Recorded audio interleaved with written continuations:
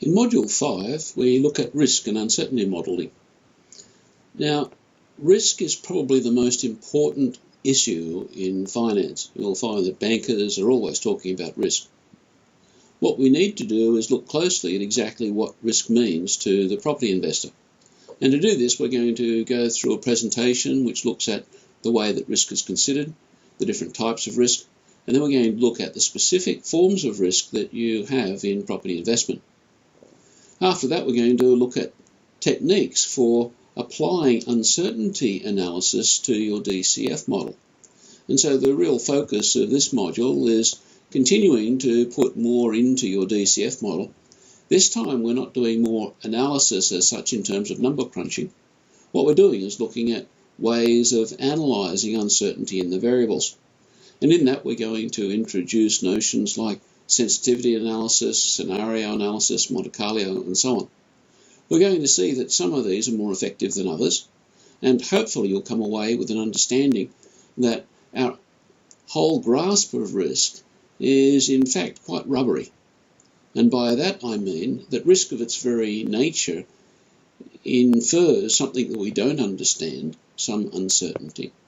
And while we can classify risk, we can't fully analyse it or scientifically kind of grasp it.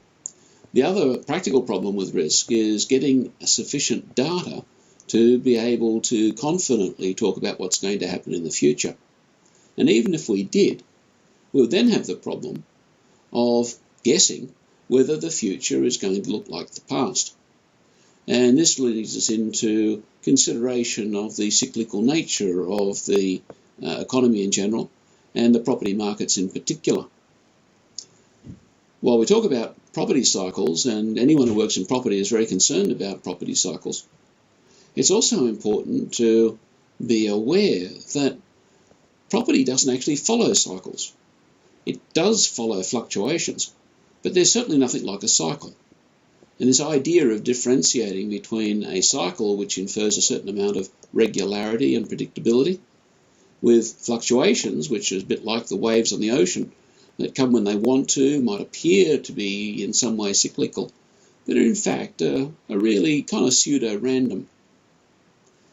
If you're involved in property investment, especially financed property investment, this pseudo-cyclical kind of behaviour of the markets in general, in particular property markets, becomes a very important consideration. For those of you who are a little older, you may have remembered the last cycle where, before the crash came, everyone was very optimistic and considered that property was never going to look poorly.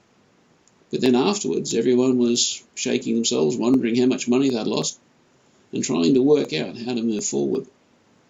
It turns out that that behaviour is no different to the previous cycles, whether it was in the late 80s, the early 70s, the 1930s Great Depression, 1890s, 1830s, and all the way back to the beginning of modernity. We find that this whole question of the uncertainty of the business environment, especially when it's magnified through the whole process of risk of debt leverage, tends to make the risk of failure due to this unexpected change in the fluctuations of the property market extremely important for all aspects of property investment, but especially for property development. However, in this model, all we're going to be doing is looking fairly closely at this question of risk. I recommend that you take this topic carefully.